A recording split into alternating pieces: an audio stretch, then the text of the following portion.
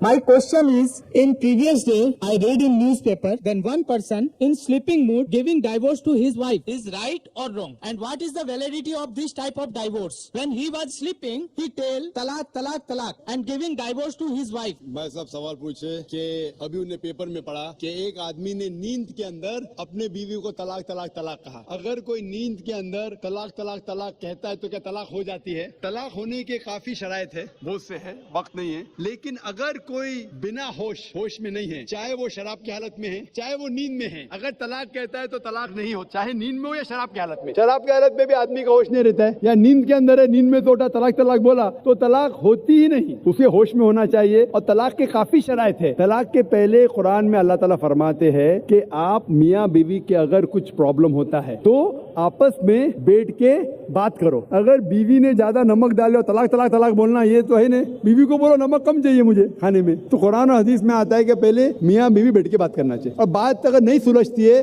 तो कुरान मजीद में सूरह निसा में सूरा नंबर 4 आयत नंबर 35 में अल्लाह ताला कहते हैं कि appoint orbiter from both the side, मतलब एक आदमी को, बड़े आदमी को लेके आओ बीवी की तरफ से, एक बड़े आदमी को लेके आओ शोहर की तरफ से, बैठ के समझौता करो और मामला हल करो। फिर अगर नहीं होता है तो it takes a long time. और फिर तरीका और डिटेल अगर आप चाहते तो मैं बोल सकता हूँ। और वो गुस्से में नहीं देना चाहिए, नशे की हालत में देना चाहिए, होश में देना चाहिए, काफ़ी शराइत है। वो बीवी हैस में नहीं होना चाहिए, she should not having menstrual period, बहुत से शराइत है। ये शराइत होने के बाद फिर तलाक होती है, उसका इद्दा पीरियड है 3 महीने का और काफ़ी प्रोसीजर है। औरत को शैतान का हथियार कहा जाता है, a weapon of the devil. औरत को अक्सर दिगर मज़हब में शैतान का हथियार कहा जाता है, लेकिन इस्लाम में, कुरान में अल्लाह सुब्हानहू व तआला औरत को मोहसिना कहते हैं। मोहसिना मानी अ फोर्ट्रेस अगेंस्ट द डेविल, शैतान के खिलाफ एक किला। मोहम्मद सल्लल्लाहु अलैहि वसल्लम फरमाते हैं देयर इज़ नो मोनास्टिसिज्म इन इस्लाम, रहबानियत इस्लाम में हराम है। और अल्लाह के रसूल फरमाते हैं सही बुखारी में जिल्द नंबर 7 किताबुन निकाह चैप्टर नंबर 3 हदीस नंबर 4 में, ए नौजवानों, आप में से जिसके पास भी हैसियत है निकाह करने की, निकाह करो। मतलब निकाह जल्दी करना सुन्नत है। और अल्लाह के रसूल फरमाते हैं जो कोई शादी नहीं किया वो मुझ में से नहीं है, यानी शादी करना इस्लाम में फ़र्ज़ है।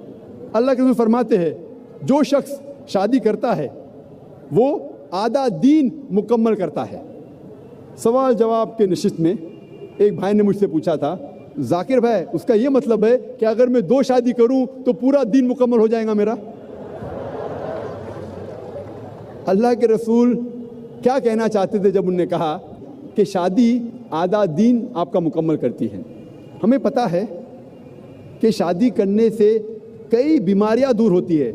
आज के माशरे की बीमारी, मिसाल के तौर पे ज़िना, फॉर्निकेशन, फहाशी, प्रोमिस्क्यूटी, होमोसेक्सुअलिटी, शादी करने से ये आधी बीमारी माशरे की दूर हो जाती है।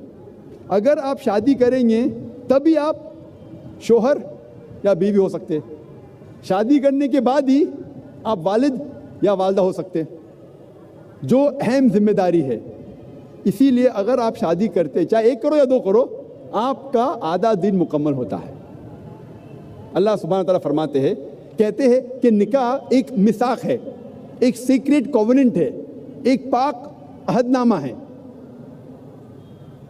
और अल्लाह फरमाते हैं सूरह रूम में सूरा नंबर 30 आयत नंबर 21 में, अल्लाह ने अपने निशानियों में से तुम्हारे लिए तुम्हारी बीवी बनाई है ताकि आप उनके साथ सुकून से रह सको और आप दोनों के दरमियान प्यार और मोहब्बत डाला है अल्लाह ताला ने। और अल्लाह ताला फरमाते सूरह निसा में सूरा नंबर 4 आयत नंबर 19 में कि औरतों को ज़बरदस्ती इख्तियार मत करो। मतलब शादी के लिए, निकाह होने के लिए दोनों की इजाज़त ज़रूरी है, मर्द की भी औरत की भी। दूल्हा और दुल्हन दोनों की इजाज़त ज़रूरी है निकाह होने के लिए। और एक हदीस में मोहम्मद सल्लल्लाहु अलैहि वसल्लम फरमाते, सही बुखारी की जिल्द नंबर 7 किताबुन निकाह बाब नंबर 43 हदीस नंबर 69 69, एक औरत जिसका नाम था खनसा खादिम बिन अंसारिया, وہ محمد صلی اللہ علیہ وسلم کے پاس آتی ہے اور کہتی ہے کہ میرے والد نے میرے مرضی کے خلاف میری شادی ایک آدمی سے کی جسے میں پسند نہیں کرتی، اور اللہ کے رسول نے محمد صلی اللہ علیہ وسلم نے نکاح فسخ کیا، ہی نلیفائڈ دا میرج۔ اس کا ذکر احمد بن حنبل میں بھی ہے۔ اسی لیے اسلام میں نکاح ہونے کے لیے، شادی ہونے کے لیے دونوں کی رضامندی ضروری ہے، آدمی کی بھی عورت کی بھی۔ اور اسلام میں عورت ایک مالک سے نہیں شادی کرتی تاکہ اسے غلام جیسا برتاؤ کیا جائے، اسلام میں عورت اپنے برابر سے شادی کرتی ہے اور اس کے ساتھ اس کے شوہر کو عزت سے پیش آنا چاہیے۔ اور اسلام میں ہم عورتوں کو ہاؤس وائف نہیں کہتے، انگلش میں کہتے housewife. She is not married to the house to be called housewife. اسلام میں عورت گھر سے شادی نہیں کرتی کہ اسے کہا جاتا ہے ہاؤس وائف، گھر کی بیوی۔ ان اسلام we prefer calling her homemaker, وہ گھر کو بناتی ہے، وہ گھر کی زینت ہے۔ صحیح لفظ ہے home maker, not house wife. اور اسلام میں اللہ تعالیٰ فرماتے ہیں قرآن مجید میں سورہ بقرہ میں سورہ نمبر 2 آیت نمبر 228 میں کہ عورتوں کے حقوق ویسے ہی ہے جیسے مرد کے ہے، لیکن مرد کا ایک درجہ اونچا ہے۔ یہ آیت کے 3-4 الفاظ کو اکثر لوگ غلط لیتے ہیں اور کہتے قرآن میں لکھا ہے کہ آدمی کا درجہ اونچا ہے، اور کہتے الرجال قوامون علی النساء، اللہ کہتا ہے کہ آدمی عورت سے اونچا ہے، اوپر ہے۔ یہ جو آیت وہ کوٹ کر رہے ہیں وہ ہے قرآن مجید کی سورہ نساء کی آیت، سورہ نمبر 4 آیت نمبر 34، جہاں اللہ تعالیٰ فرماتے الرجال قوامون علی النساء، یعنی آدمی عورت کا قوام ہے۔ قوام آتا ہے لفظ اقامہ سے، جب صلاح پڑھنے کے پہلے اقامہ ہوتا ہے مطلب سٹینڈ اپ فار، کھڑے ہونا۔ اسی طریقے سے قوام کے معنی اگر آپ تفسیر طبری پڑھیں گے اس میں قوام کی معنی مرد کے لیے ایک ڈگری ایڈیشنل رسپانسبلٹی ہے، ایک ڈگری زیادہ ذمہ داری ہے۔ اس کا مطلب یہ نہیں کہ ایک ڈگری وہ اونچا ہے کیا دادا گیری کرے، he has got additional responsibility, ایک ڈگری زیادہ ذمہ داری ہے۔ اور قرآن میں آگے اللہ تعالیٰ فرماتے کیونکہ اللہ نے مرد کو عورت سے زیادہ طاقت دی، اس کے وجہ بھی فرماتے اللہ تعالیٰ۔ لوگ اس آیت کا غلط مطلب لیتے ہیں اور کہتے ہیں اللہ تعالیٰ کہتے ہیں کہ مرد عورت سے اونچا ہے۔ اور اسلام میں لکھا ہے سورہ نساء میں سورہ نمبر 4 آیت نمبر 19 میں کہ اگر آپ اپنے بیوی سے پیار نہیں کرتے پھر بھی اس کے ساتھ حسن سلوک کرو۔ اگر آپ اپنے بیوی کو نہیں چاہتے، نہیں پیار کرتے، پھر بھی ان کے ساتھ اچھا سلوک کرو، حسن سلوک کرو۔ اور اللہ کے رسول فرماتے ہیں کہ آپ لوگ میں سے سب سے بہتر انسان وہ ہے جو اپنے فیملی کا خیال رکھتا ہے، خصوصاً اپنی بیوی۔ جو آدمی اپنے بیوی کا خیال رکھتا ہے، اللہ کے رسول کہتے وہ سب سے بہتر انسان ہے۔ اسلام میں لکھا ہے سورہ نساء میں سورہ نمبر 4 آیت نمبر 19 میں کہ اگر آپ اپنے بیوی سے پیار نہیں کرتے پھر بھی اس کے ساتھ حسن سلوک کرو۔ اگر آپ اپنے بیوی کو نہیں چاہتے، نہیں پیار کرتے، پھر بھی ان کے ساتھ اچھا سلوک کرو، حسن سلوک کرو۔ اور اللہ کے رسول فرماتے ہیں کہ آپ لوگ میں سے سب سے بہتر انسان وہ ہے جو اپنے فیملی کا خیال رکھتا ہے، خصوصاً اپنی بیوی۔ جو آدمی اپنے بیوی کا خیال رکھتا ہے، اللہ کے رسول کہتے وہ سب سے بہتر انسان ہے۔ اب ہم تذکرہ کریں گے اسلام میں معاشرتی حقوق ماں کے۔ اللہ سبحانہ تعالیٰ فرماتے ہیں سورہ اسراء میں سورہ نمبر 17 آیت نمبر 23 اور 24 میں اللہ تعالیٰ فرماتے انسانوں سے کہ آپ صرف میری عبادت کرو۔ انسانوں سے کہتے تم صرف میری عبادت کرو اور اپنے والدین سے حسن سلوک کرو۔ اگر دونوں میں سے کوئی بھی ایک یا دونوں ضعیف ہو جائے ان کو اف تک مت کہو، نہ ہی ان کو جھڑکو، لیکن ان کے ساتھ عزت سے پیش آؤ اور ان کے ساتھ حسن سلوک کرو اور اللہ تعالیٰ سے دعا کرو کہ اے رب آپ ان کے اوپر رحمت فرما جس طریقے سے انہوں نے میرا خیال رکھا بچپن میں۔ اور اللہ تعالیٰ فرماتے سورہ انعام میں سورہ نمبر 6 آیت نمبر 151 बिवालिदैन एहसाना, हमने इंसानों को कहा है, फ़र्ज ठहराया है कि वो अपने वालिदैन से हुस्न सलूक करे। और ये पैगाम दोहराया गया है सूरह लुक़मान में सूरह नंबर 31 आयत नंबर 14 और सूरह अहक़ाफ़ सूरह नंबर 46 आयत नंबर 15 में कि वयस्सरनल इंसाना बिवालिदैन एहसाना, इंसानों के लिए फ़र्ज़ है कि वो अपने वालिदैन के साथ उसने सलूक करे। और उसके बाद खुसूसन अपनी माँ।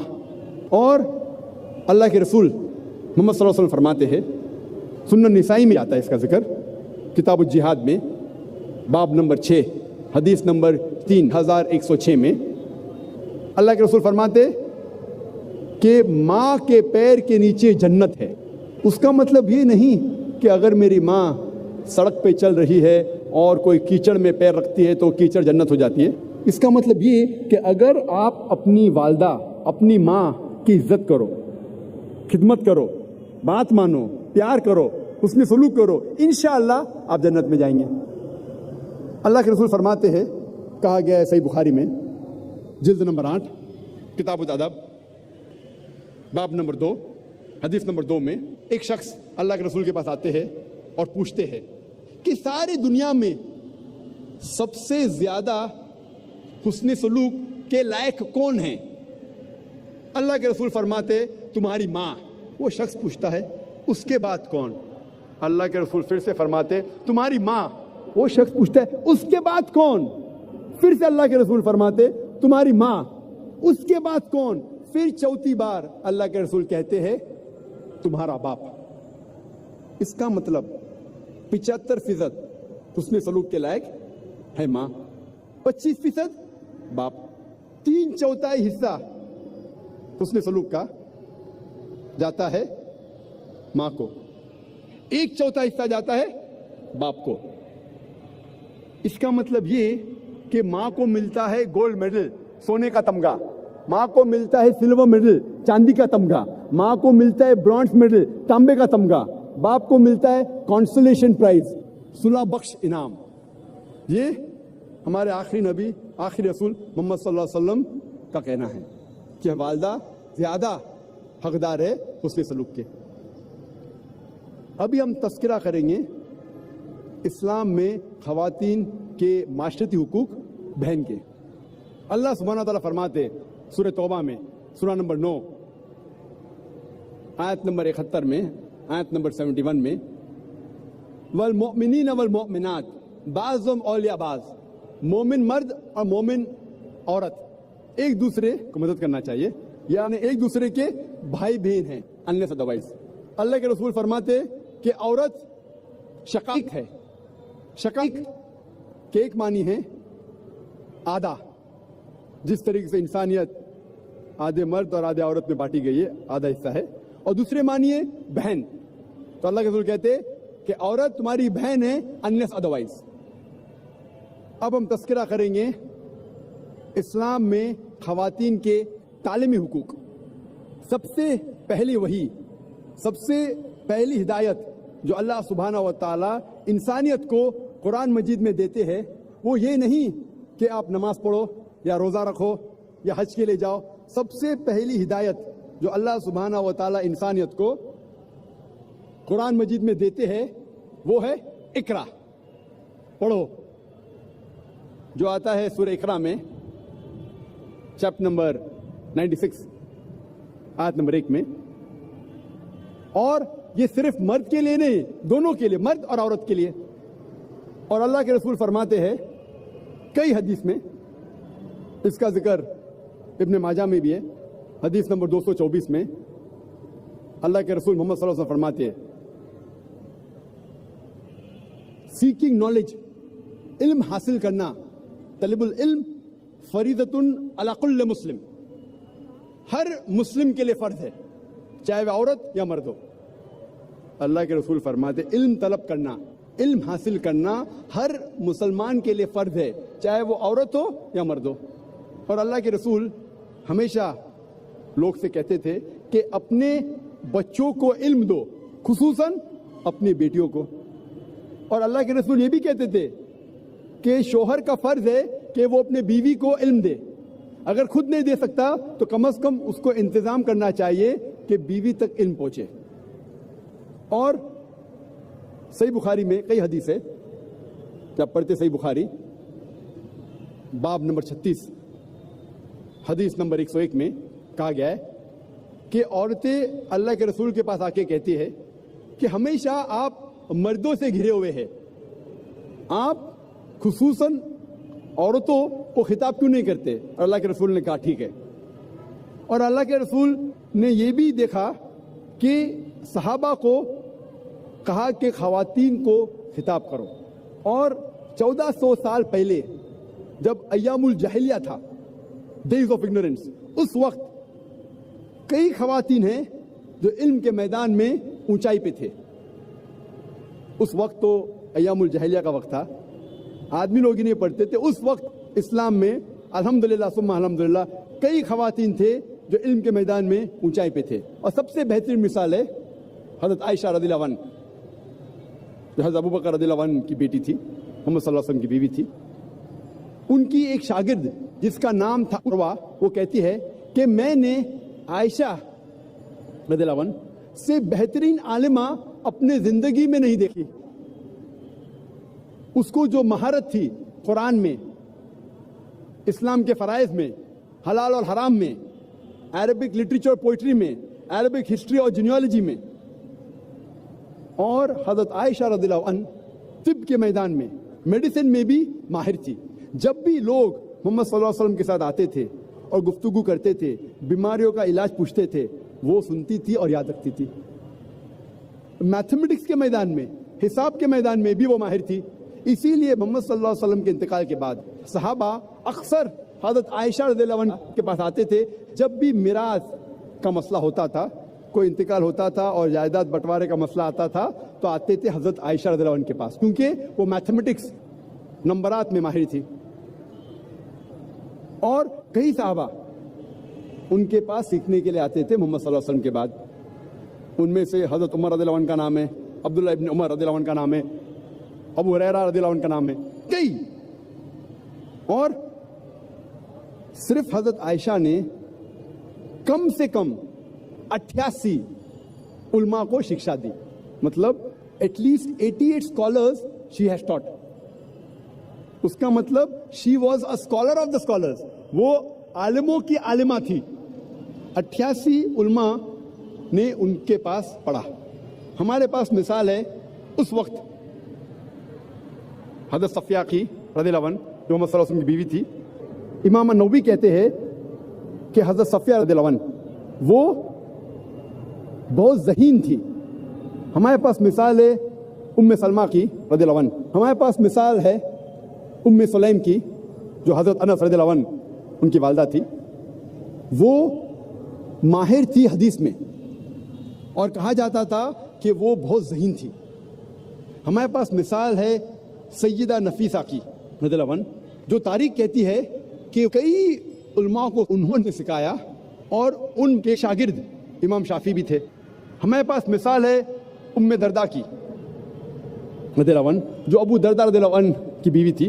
اور امام بخاری اپنے صحیح میں کہتے ہیں کہ وہ حدیث میں ماہر تھی. کئی مثال ہے. آپ سوچ سکتے ایام الجاہلیہ کے وقت کئی خواتین تھے جو علم کے میدان میں ماہر تھے. اب ہم تذکرہ کریں گے اسلام میں خواتین کے قانونی حقوق. اسلام میں قانونی اعتبار سے مرد اور عورت برابر ہے.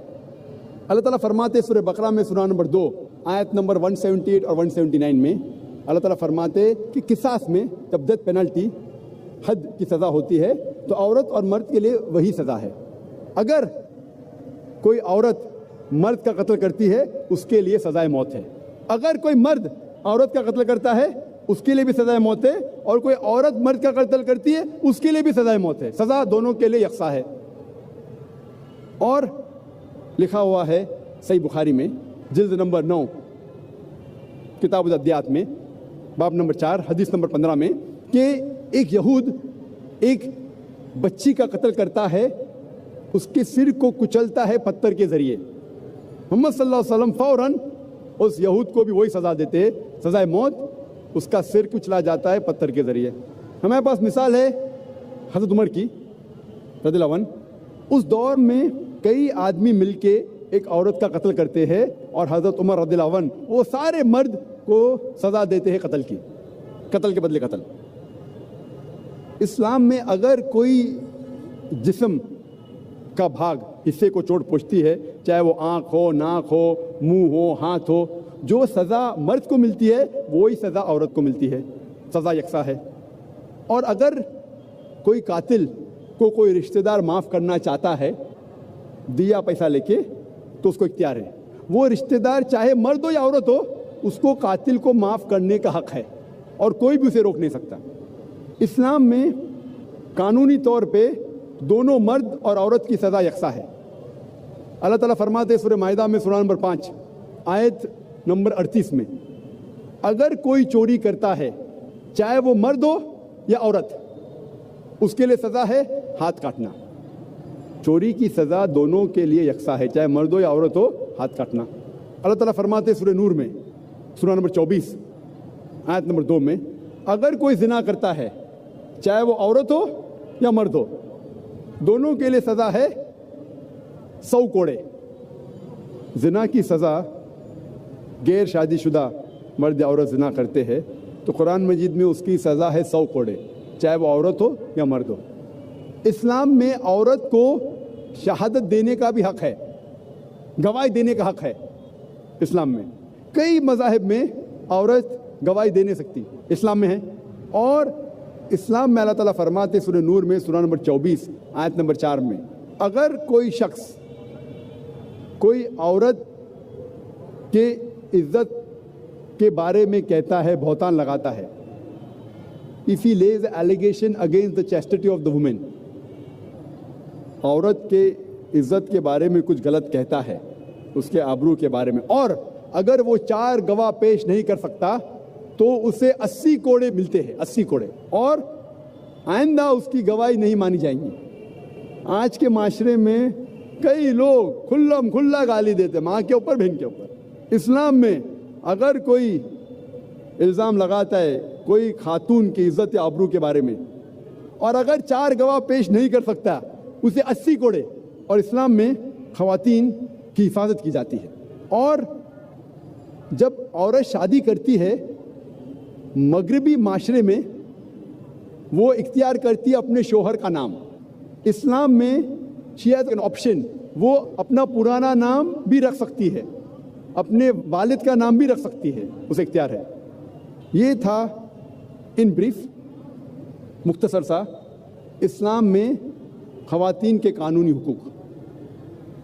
ہم آخر میں تذکرہ کریں گے اسلام میں خواتین کے سیاسی حقوق.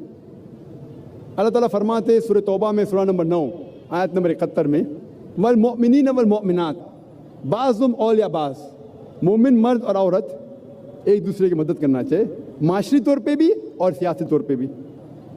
اور اللہ فرماتے ہیں سورہ ممتحنہ میں سورہ نمبر 60 آیت نمبر 12 میں، محمد صلی اللہ علیہ وسلم سے کہتے اے رسول، جب خواتین عورتیں تمہارے پاس آئیں گی بیعت لے کے. اسلام میں جو بیعت ہے وہ ماڈرن سسٹم آف ووٹنگ سے کئی اونچا ہے. ماڈرن سسٹم آف ووٹنگ میں ووٹ کرتے ہیں اسٹیٹس مین کو ٹو رن دا اسٹیٹ، وہ چنتے ہیں ملک کے لیے حکومت کرنے کے لیے. اسلام میں جب خواتین محمد صلی اللہ علیہ وسلم سے بیعت لیتی ہے، نہ ہی وہ مانتی ہے کہ محمد صلی اللہ علیہ وسلم اللہ کے رسول تھے، وہ یہ بھی مانتے ہیں کہ ہی واز اے اسٹیٹس مین، پولیٹیکلی سیاسی طور پہ وہ صدر تھے، امیر تھے. تو اسلام میں خواتین کو بھی ووٹ کرنے کی اجازت ہے. اور ایک واقعہ ہے جس میں حضرت عمر رضی اللہ عنہ وہ مسجد میں سوچ رہے تھے صحابہ کے ساتھ کہ وہ مہر کی حد طے کرنا چاہیے. خواتین کافی مہر پوچھ رہی تھی، حد طے کرنا چاہتا تھا. اور یہ حدیث ہے، کچھ لوگ کہتے ہیں ضعیف ہے لیکن اکثر علماء کہتے ہیں کہ صحیح حدیث ہے. اس وقت جب حضرت عمر رضی اللہ عنہ کہتے ہیں کہ مہر کی حد ہونی چاہیے، ایک عام خاتون مسجد کے پیچھے حصے سے اعتراض کرتی ہے اور کہتی ہے جب اللہ تعالیٰ نے حد نہیں طے کی قرآن میں لکھا ہے سورہ نساء میں سورہ نمبر 4 آیت نمبر 20 اور 21 میں، کیا آپ سونے کا پہاڑ بھی دے سکتے مہر میں؟ جب اللہ تعالیٰ نے حد نہیں طے کی تو عمر رضی اللہ عنہ کون ہوتے حد طے کرنے کے لیے؟ حضرت عمر رضی اللہ عنہ کہتے عمر غلط ہے اور ایک خاتون صحیح ہے. انگلش میں کہیں گے she took an objection to the breach of constitution، یعنی اس خاتون نے اعتراض کی کہ خلیفہ نے قانون توڑا، ہمارا کانسٹیٹیوشن، ہمارا قانون قرآن. اس کا مطلب یہ ہے کہ خاتون also can take an objection, even a woman can take an objection for breach of constitution. اور ہمارے پاس مثال ہے صحیح بخاری میں کئی حدیث ہے جو جنگ کے میدان میں بھی خواتین نے حصہ لیا، سپاہی لوگ کو پانی دیا، فرسٹ ایڈ دیا. اور ایک واقعہ ہے جنگ احد میں جب محمد صلی اللہ علیہ وسلم دشمن سے گھیرے جاتے، کچھ لوگ محمد صلی اللہ علیہ وسلم کے ساتھ لڑتے ہیں. اس میں سے ایک عورت تھی جس کا نام تھا نصیبہ، اور لڑتے وقت اسے کئی زخم ملتے ہیں اور محمد صلی اللہ علیہ وسلم نے اس کی بہادری کے لیے تعریف کی. یہ تھا ان بریف مختصر سا خواتین کے حقوق اسلام میں. جیسا میں نے کہا تھا اسلام میں عورت اور مرد کا درجہ برابر ہے، پر برابر درجہ مطلب یہ نہیں کہ مرد اور عورت ہو بہو یکساں ہے.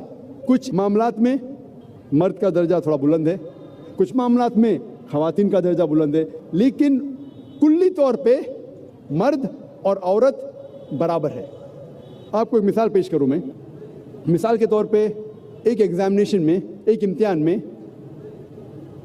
دو شاگرد، دو اسٹوڈنٹس، دو طالب علم فرسٹ آتے ہیں، 80 آؤٹ آف 100 ملتا ہے، 100 میں سے 80 نمبر لے کے آتے ہیں.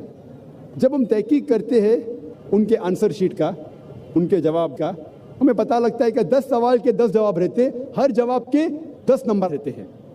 سوال نمبر 1 کے جواب میں اسٹوڈنٹ اے کو 10 میں سے 9 نمبر ملتے ہیں، اسٹوڈنٹ بی کو 10 میں سے 7 نمبر ملتے ہیں. اس کا مطلب جواب نمبر 1 میں اسٹوڈنٹ اے کا درجہ بی سے زیادہ ہے. سوال نمبر 2 کے جواب میں اسٹوڈنٹ بی کو 10 میں سے 9 ملتا ہے اور اسٹوڈنٹ اے کو 10 میں سے 7 ملتا ہے. اس کا مطلب جواب نمبر 2 میں اسٹوڈنٹ بی کا درجہ اے سے زیادہ ہے. باقی 8 سوال کے جواب میں دونوں کو 10 میں سے 8 ملتے ہیں. آپ جب سب کو جوڑتے ہیں تو اسٹوڈنٹ اے اور بی دونوں کو ملتا ہے 100 میں سے 80. کلی طور پہ دونوں برابر ہے، لیکن جواب نمبر 1 میں اے کا درجہ اونچا ہے، جواب نمبر 2 میں بی کا درجہ اونچا ہے. اسی طریقے سے اسلام میں کچھ معاملات میں مرد کا درجہ اونچا ہے، کچھ معاملات میں خواتین کا، لیکن کلی طور پہ مرد اور عورت برابر ہے.